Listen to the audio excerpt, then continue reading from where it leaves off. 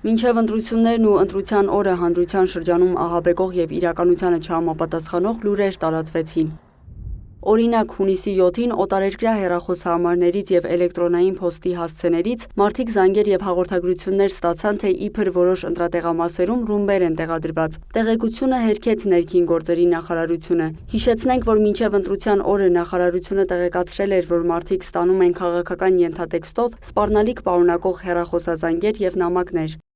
Կեղծիքի մեկ այլ օրինակ էր քվեաթերթիկները ոչնչացնելու տեսանյութը, որտեղ երևում էր, թե ինչպես են իբր ընտրատեղամասերից մեկում առանձնացնում քաղաքացիական պայմանագիր կուսակցության քվեաթերթիկները, իսկ մնացածը կտրտում։ Փաստերի ստուգման հարթակը տարածեց, որ ապատեղեկատվական արշավներ իրականացնող Storm 1516-ի բոտերի ցանցն է X-ի իր տասնյակ հաշիվների միջոցով տարածել այդ տեսանյութը։ Հիշեցնենք, Storm 1516-ը համակարգվում է Կրեմլի կողմից։ Չնայած այս ամենին, նախորդ տարիների համեմատ այս անգամ ընտրությունների օրը բավական հանդարտ է անցել, Cyber-Hub-ի համահիմնադիրն է նշում։ Այլ տարիներ մենք տեսել ենք, երբ որ լինում էին կայքերի վրա DDoS հարձակումներ եւ այլն, այս անգամ ավելի շատ թիրախավորված ինչ-որ դեպքերի հետ գործ ունենք, երբ ինչ-որ կազմակերպություն կամ կոնկրետ անձիկ կարող է տասնյակ email-ներ ստանային զգուշացումներով, որ մենք գիտենք դու ոնց ես քվեարկելու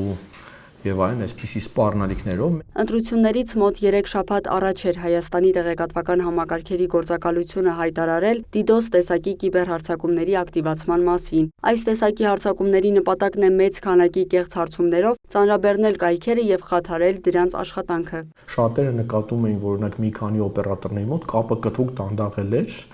օպերատորները որոշակի քայլեր էին ձեռնարկել դա չեզոքացնելու ուղղությամբ եւ ընտրություններով նման խնդիր չկար։ Ընտրատեղամասերում օրինակ տեսախցիկների մատնահետք ճանաչող համակարգերի հետ կապված խնդիրներ էին եղել, սակայն ըստ Պապյանի դրանք ավելի շատ տեխնիկական բնույթի էին, ոչ թե հաքերային հարձակումներ։ Նույնը վերաբերում է կենտրոնական ընտրական հանձնաժողովի կայքին, ինչ որ պահի այն անհասանելի էր դարձել, որը ամենայն հավանականությամբ պայմանավորված էր կայք այցելուների մեծ քանակով։ Պապյանը նաև տեղեկացնում է, մինչև ընտրությունները կային որոշ քանակի նախապատրաստող գրառումներ, որոնցում նշվում էր ընտրությունների գործընթացը լեգիտիմ չի լինելու են ընտրախախտումներ։ Նույնիսկ նախապատրաստում էին փողոց դուրս գալու,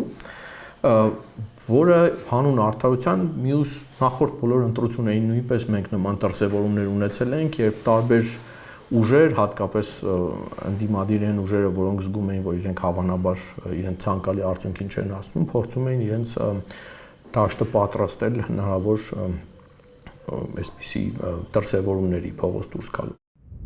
Մինչև ընտրությունները ստեղծվել էր նաև հաքերային երկու խմբավորում, մեկը իբր թուրքական, մյուսը հայկական, սակայն Պապյանի խոսքով իրենց թիմը ուսումնասիրել եւ պարզել էր, որ երկուսն էլ մեկ կենտրոնից են կառավարվում։ Դերևս անալիզը չենք վերջացրել, բայց շատ լուրջ հիմքեր կան դա պնդելու, եւ իրենք իբր վիրտուալ պատերազմ էին իրար դեմ մղում, թվում էր թե, բայց իրականում տպավորություն կար, որ նպատակն է հրահրել հայ-ադրբեջանական, հայ-թուրքական ավելի լայնարձակ հաքերային ինչ-որ գրողներ, դա հաջողության չհասավ եւ ինչ-որ պահի մենք տեսանք, որ իբր հայկական ներկայացող խմբավորումը սկսեց հարձակվել հայաստանյան թիրախների վրա, որը շատ ուշագրավ էր։